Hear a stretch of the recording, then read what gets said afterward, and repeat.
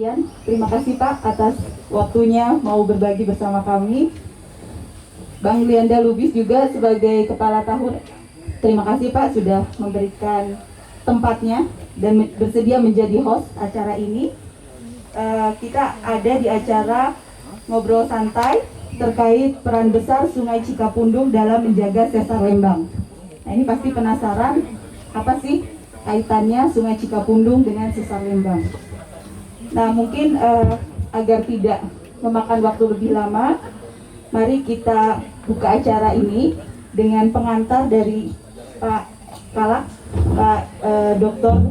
Dhani Ramdan untuk memberikan 1-2 paragraf Pak. Kalau sepatah 2 patah kata bentar Pak. 1-2 paragraf pengantar untuk acara ini sekaligus mohon dibuka barangkali ya Pak ya. Terima kasih, silakan Pak Dhani. Terima kasih. Bismillahirrahmanirrahim. Assalamualaikum warahmatullahi wabarakatuh.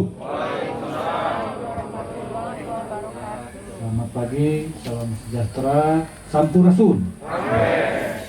Alhamdulillahirrahmanirrahim. Kita panjatkan puji dan syukur kepada Allah Subhanahu Wa Taala. Yang pertama atas nikmat sehat dan nikmat umur yang kita berikan, karena hanya dengan kedua nikmat itu kita bisa hadir di sini menikmati segarnya udara di Tahura Juanda ini. Nikmat yang kedua yang mengenai Tahura ini yang dipimpin Pak Lianda. Saya kebetulan di sini hadir, rekan-rekan sedang melakukan liputan dari Warta Kota ya, Tribun dari kantor pusat sedang memang mendalami Sesar Lembang.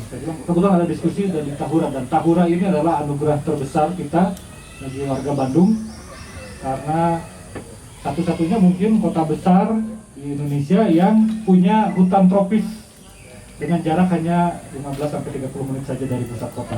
Di Kalimantan sendiri yang pusatnya hutan tropis, kalau dari kota besarnya bisa berjam-jam ya, bahkan berhari-hari baru ketemu hutan seperti ini. Ini Kalianda yang berahi luar biasa memimpin ini, dan kira ini hutan yang satu-satunya yang bertambah luasnya ya, di mana-mana hutan berkurang. Berapa hektar Pak? Sekarang itu 500 sampai 560, tambah 30-an. Tambah 30 hektar, 560 hektar. Mudah-mudahan bisa kita jaga oleh generasi ini supaya diwariskan ke generasi yang akan datang dan bertambah luas, amin. Nah, hari ini kita berdiskusi mengenai Sesar Lembang yang sebenarnya memang sudah banyak diskusinya, dan ini sangat bermanfaat, sangat menguntungkan bagi kami di BPBD karena semakin lengkap, semakin banyak riset, semakin banyak pengetahuan yang kita peroleh, maka semakin tajam, semakin cermat upaya-upaya mitigasi yang bisa kita susun untuk menghadapi berbagai potensi bencana terkait dengan aktivitas Sesar Lembang. Dan hari ini saya sangat bersyukur kembali sebuah riset yang sebenarnya sudah sangat lama ya dan terus berlanjut dilaksanakan oleh Dr. Ian dari Unpad. Ini bisa kita diskusikan hari ini. Dan bagi kami ini akan menjadi tambahan informasi untuk apakah nanti menyempurnakan atau bahkan merevisi kalau memang hasil riset ini ada rekomendasi baru yang merubah rencana kontingensi yang sudah kami susun terkait dengan potensi kebencanaan dampak dari aktivitas Sesar Lembang. Sebagaimana Bapak Ibu maklumi, kami BPBD di provinsi, kabupaten kota, termasuk BNPB tingkat pusat, punya tugas melakukan manajemen penanggulangan bencana yang mencakup aspek pencegahan, kesiapsiagaan, tanggap darurat pada saat terjadi bencana, dan juga pemulihan pada pasca bencana. Dan dengan titik tekan saat ini adalah pada aspek pencegahan atau pengurangan risiko bencana. Nah, disinilah fungsi riset-riset itu akan menjadi sangat signifikan, karena dengan pengetahuan yang lebih detail, lebih lengkap, kita bisa melakukan pencegahan yang lebih tepat, dan kita bisa melakukan mitigasi juga yang lebih akurat. Kami berterima kasih kepada para akademisi, diwakili Dr. Ian dan juga rekan lain, terutama juga BMH, Bandung Mitigasi Hub, yang selalu punya prakarsa, gagasan, inisiatif, dan upaya untuk menyampaikan hasil riset ini menjadi bahan edukasi kita, yang semuanya itu tentu akan bermanfaat bagi kita semua. Saya berharap dari diskusi ini selain menambah pengetahuan kita semua, nanti juga mungkin ada juga beberapa hal yang saling dikonfirmasi, diharapkan dapat melahirkan rekomendasi Pak, yang lebih operasional kepada kami, baik aspek kebijakan maupun upaya-upaya mitigasi dan juga edukasi kepada masyarakat seperti apa yang harus kita lakukan, mungkin sasaran-sasaran mana yang harus lebih dicermati, area-area mana yang lebih harus diwaspadai, lalu juga upaya-upaya apa yang harus lebih kami dorong upaya itu. Saya sebenarnya sudah menyiapkan ingin ikut ini sampai akhir Pak, cuman tadi malam ternyata ada instruksi jam 11 harus begitu capek Pak Sekda, jadi maka saya hadirkan Dani yang kedua. dua Dani, jadi sama-sama Dani pasti kualitasnya sama. Keren. Beliau sebelumnya memang kabin pencegahan dan kesiapsiagaan, sama sekarang beliau memilih jalur jabatan fungsional agar lebih profesional kan di bidang kebencanaannya.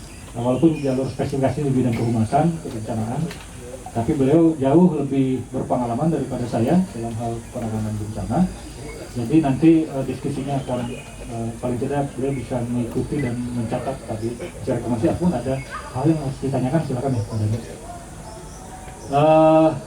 Saya nanti setelah ini mohon diri, dan karena katanya nanti akan ada juga YouTube-nya, akan saya ikut juga di situ. Dan semua hasil dari diskusi ini sangat kami tunggu, dan mohon juga dalam kesempatan yang baik ini ada media dan ada rekan-rekan penggiat, pemerhati dan peduli terhadap lingkungan, peduli terhadap kebencanaan. Sesar Lembang ini dengan riset yang dilakukan Pak Ian ini menambah bukti sebenarnya bahwa memang benar-benar ada dan benar-benar punya aktivitas, meskipun nanti ada implikasi-implikasi yang berbeda. Maka bagaimana kita terus mensosialisasikan ini kepada masyarakat agar mereka juga punya kesiapsiagaan dan juga kesadaran untuk pengurangan risikonya. Apa sih mitigasi atau pengurangan risiko gempa? Yang satu harus bangunan tahan gempa. Nah, dan ini tapi hal yang sederhana itu belum semua melaksanakan masalahnya gitu. Nah, ini yang mari kita dorong semua, baik bangunan masyarakat maupun pemerintah ini harus lebih tajam di area-area Bandung Raya ini, sehingga kami dari sisi mitigasi bisa lebih terbantu. Itulah barangkali poin-poin yang bisa saya sampaikan. Terima kasih, dan kita berdoa justru dengan upaya-upaya pencegahan ini bencananya tidak terjadi. Karena walaupun kami harus siap, ya, tapi kami lebih senang kalau tidak ada bencana. Dan itu harapan kita semua. Bila taufiq wal hidayah, Assalamualaikum warahmatullahi wabarakatuh. Salam tangguh. Salam kemanusiaan. Terima kasih. Assalamualaikum warahmatullahi wabarakatuh. Kang Ian, Kang Dani, ada namanya juga, Kang Igna. Terima kasih sudah datang di sini, dan kawan-kawan sekalian. Ini acara barangkali kalau bisa dibilang dadakan ya. Kita baru programnya itu sekitar semingguan, bicara tentang Sesar Lembang. Tapi sebelumnya saya beritahu, ini diliput oleh YouTube besar ini. Salah satu oleh Daya Sakti TV di sana punya, kemudian ada official Tahura Juanda, terus kalau PMH nggak tahu ya di mana itu YouTube-nya. Kemudian ada dari Kultura Space sendiri. Kita mulai aja ya Pak ya. Saya boleh duduk sini ya. Ceritanya saya mau nyundang bapak sekalian. Kita mulai ya. Assalamualaikum warahmatullahi wabarakatuh, bapak-bapak sekalian yang di depan saya. Ini kita sedang berada di Tahura Juanda. Kali ini kita bicara cukup serius ini karena ada teori baru atau hipotesa baru yang akan kita dengar apa itu hipotesanya dan bagaimana yang terjadi nanti ya. Tadi saya sudah ngobrol-ngobrol sedikit di belakang dengan Pak Ian, tapi barangkali biar teman-teman dengar apa yang kami obrolin. Kita dengar dulu apa kata Pak Ian berkaitan dengan judul yang kita kasih, peran besar Sungai Cikapundung dalam menjaga Sesar Lembang. Nah, Pak Ian, sebenarnya apa sih yang pengen kita sampaikan di sini? Baik, terima kasih. Assalamualaikum warahmatullahi wabarakatuh. Ya, jadi sesuai dengan tema yang kita bicarakan hari ini, ya, kita akan membicarakan mengenai Sesar Lembang, ya, dan hubungannya dengan sesar-sesar lain yang ada di Jawa Barat. Kemudian dampaknya nanti salah satunya adalah dengan Das Cikapundung, ya, termasuk nanti kebencanaannya. Jadi saya mau cerita dulu mengenai asal muasal Sesar Lembang dulu, ya.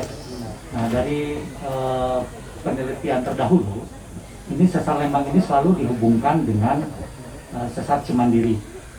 Nah, kalau kita lihat petanya Badan Geologi, Sesar Cimandiri itu membentang mulai dari Pelabuhan Ratu, ya, kemudian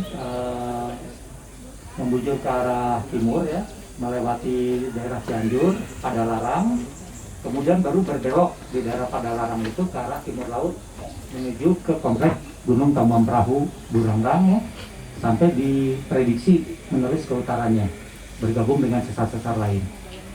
Nah, di Tambuhan Perahu, di daerah Lembang, Sesar Cimandiri ini kalau dilihat dari landscape itu seperti menunjukkan adanya pertemuan antara Sesar Lembang dengan Sesar Cimandiri, yaitu daerahnya di sekitar Tagokapu dan Lamprah, sekitar di sana.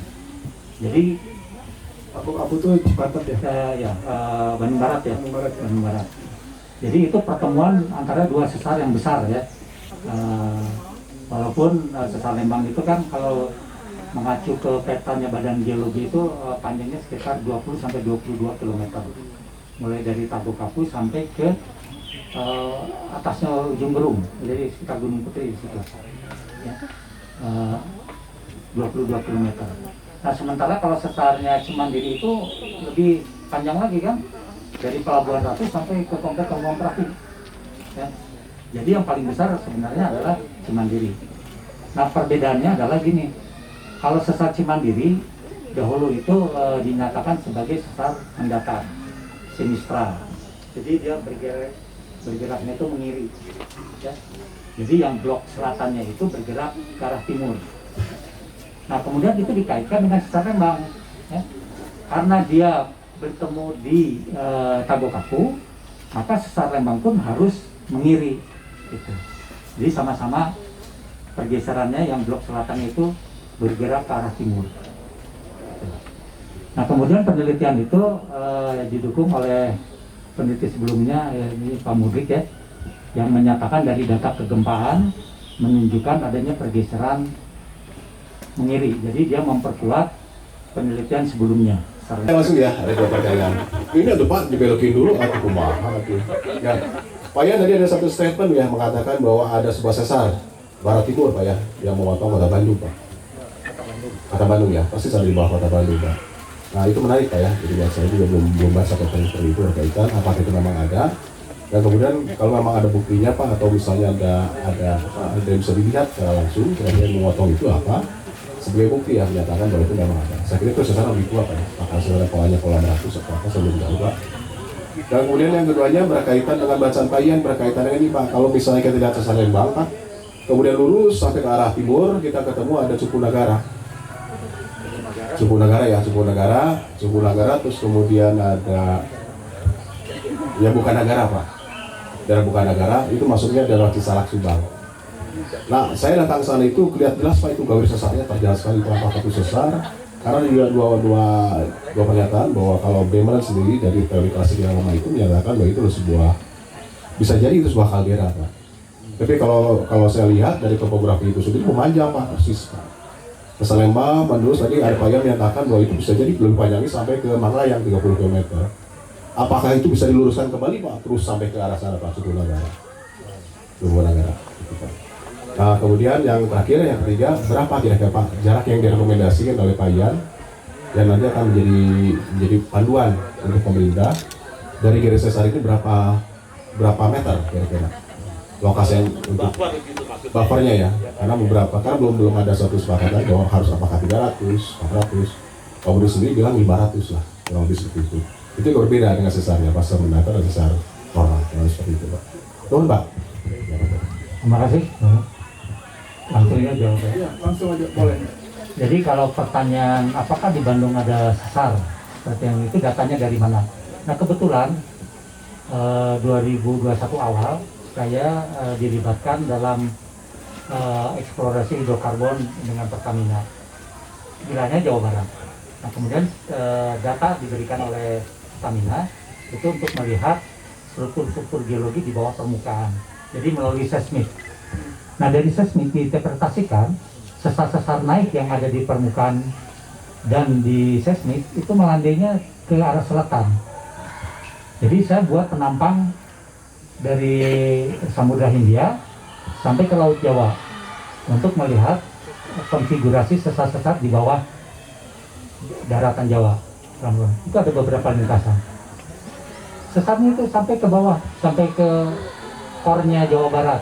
Jadi pegunungan Jawa Barat yang ditutupi oleh vulkanik itu di bawahnya adalah sesar-sesar naik. Ke dalamnya ada 500 ya. 500 meter ke bawah 1 kilo gitu ya. Karena kan basement di kita itu, jadi basement itu batuan dasar yang yang di atasnya baru batuan-batuan sedimen ya. Nah itu tebalnya bervariasi tergantung sesar-sesar di basementnya. 500 meter itu termasuk dangkal ya? Ya dangkal lah, dangkal kan. Kalau menerus ke bawah, tarikan garis sesarnya itu, datanya dari seismik, itu dari bawah permukaan. Kemudian dari data gravity itu menunjukkan adanya pola-pola keretakan di bawah, termasuk Bandung, arahnya utara selatan dan barat timur. Nah jadi dari dua data geofisika, ya, dari seismik dan dari gravity, Jawa Barat itu, Jawa lah secara keseluruhan itu sebenarnya udah banyak retakan oleh sesar. Ya.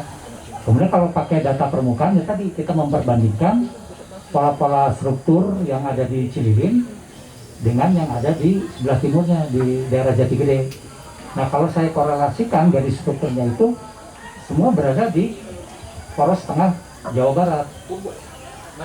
Jadi nggak bisa dipungkiri lah kalau dari kedua data itu di bawah Bandung itu memang banyak retakan.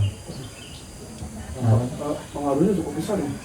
Kalau ada gempa. Ya tinggal nanti diidentifikasi kan sesarnya aktif atau tidak gitu kan. Ya. Kalau di bawah permukaan kan sulit ininya. Pendataan berikutnya yang tadi sesar yang Cipunagara. Kalau itu kan dua sesar yang kalau ada ya sesarnya berbeda kan. Yang satu berada di selatan, yang satu Cipunagara agak ke utara. Ya. Nah memang kebetulan saya pernah awal tahun kemarin itu meneliti struktur sesar Baribis. Ya.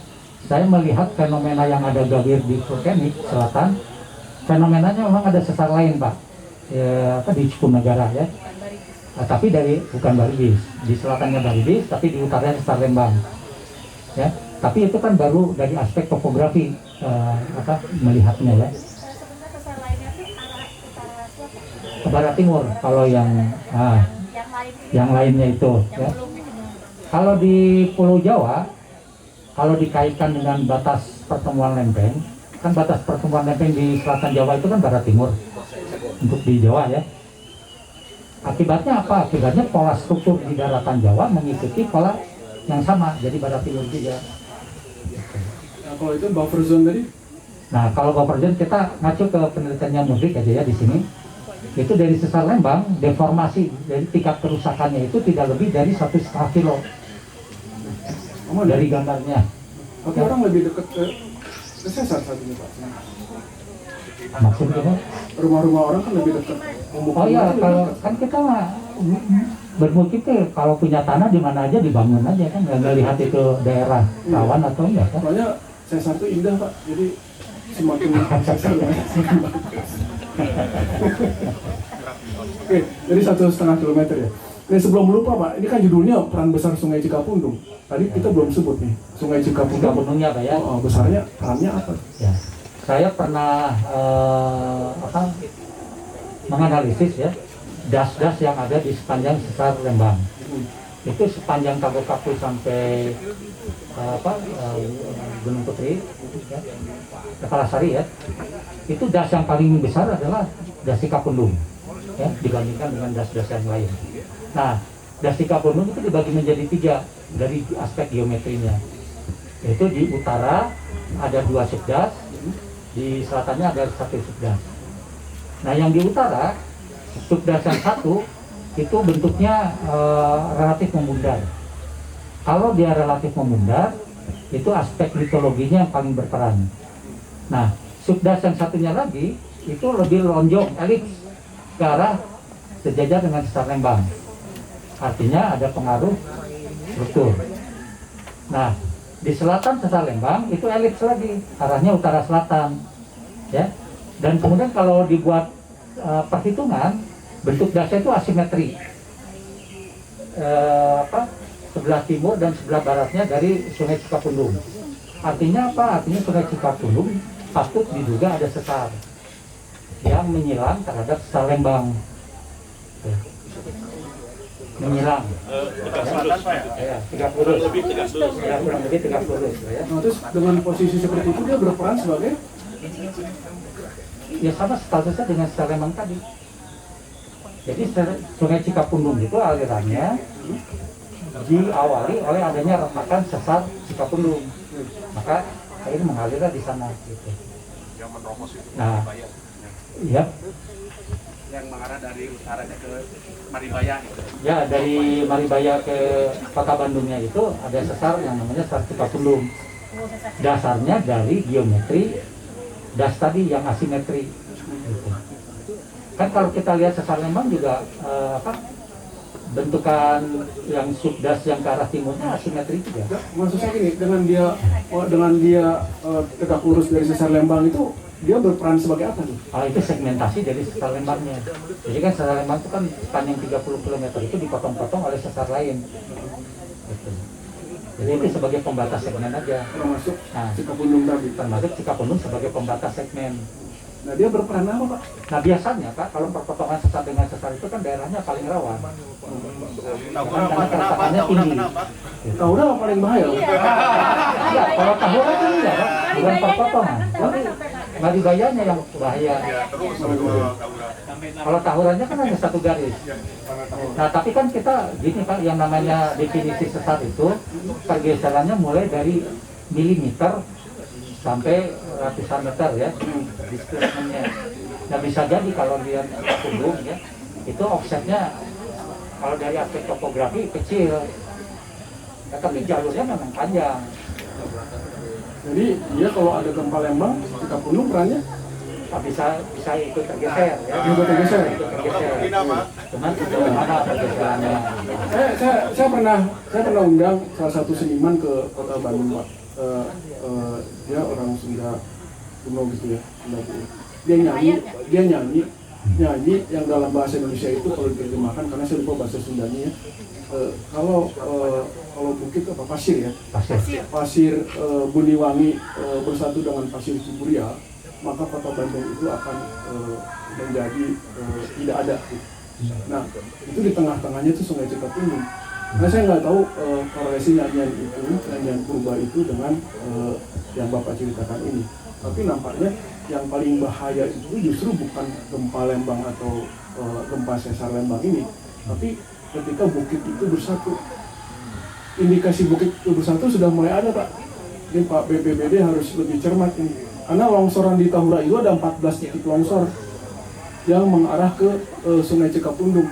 Yang di atasnya itu rumah-rumah. Nah, jadi kalau ini semuanya longsor, bukit pasir Ciburial dengan pasir Buniwangi longsor, maka jadi malapetaka itu banjir Bandung dan sebagainya.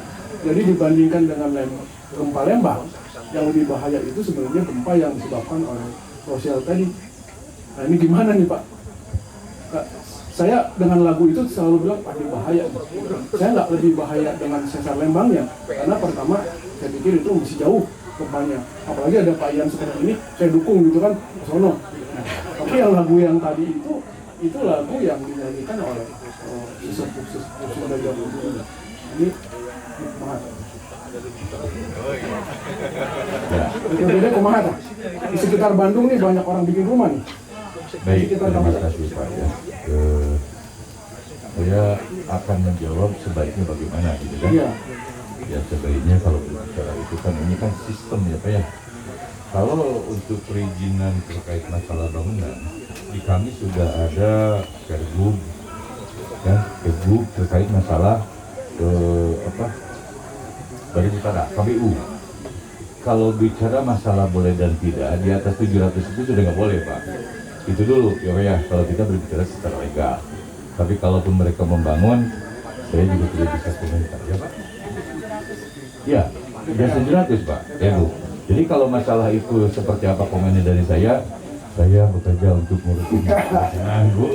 Nah, jadi itu yang satu ya. Terus yang kedua, terkait masalah yang tadi Bapak sampaikan, potensi-potensi atau kerentanan yang ada itu bisa saja ya Pak ya. Tapi kami juga di sini BPBD Provinsi selaku koordinator untuk kabupaten kota, kami tetap selalu melakukan koordinasi terhadap hal-hal yang sekiranya itu dapat meningkatkan ancaman bencana atau kerentanan yang lebih buruk lagi. Oke, berikutnya. Moderator emang rada sadis nih. Assalamualaikum warahmatullahi wabarakatuh. Perkenalkan, nama saya Ricky Frediansa. Saya dari Yayasan Malungan. Aktivitas saya di Gunung Bukit Tunggul di Kampung Basalangi, di ngajaga sirah cai di Bukit Tunggul, memberdayakan ekonomi petani ternak supaya masyarakat tidak katakanlah tidak bercocok tanam sayur di hutan. Yang ingin saya tanyakan adalah kita concern terkait dengan gas, kita concern terkait dengan masalah tata kelola air.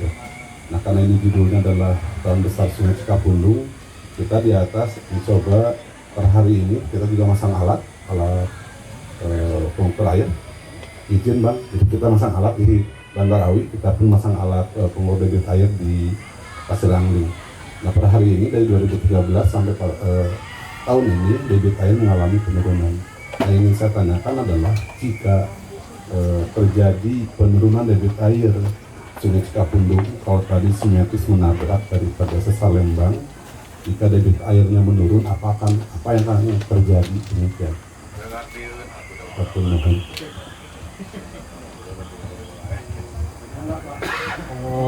Kalau masalah debit air kan juga tergantung iklim ya. Kalau terus menerus hujan ya debit air kan besar ya.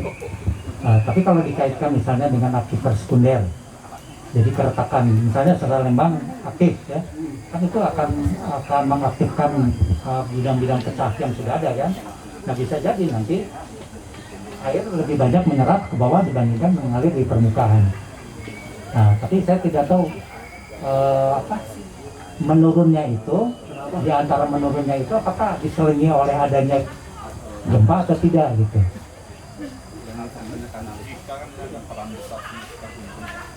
Jika debit air di Cikapundung itu menurun, kalau hari ini kan turun, jadi tandanya turun ada data sains. Jika debit airnya turun, apakah akan mempengaruhi terkait dengan Sesar Lembang? Di bahasa awam saya untuk masyarakat. Jadi kalau Cikapundung kering, dampaknya terhadap Sesar Lembang itu apa? Sebenarnya itu tidak ada dampak, cuman dampaknya begini pengertiannya ya. Kalau misalnya sebelum terjadi gempa besar ya, aktifnya Sesar Lembang, masih protolnya nih, mulai timbul retak-retak yang baru. Nah, air mulai masuk ke dalam.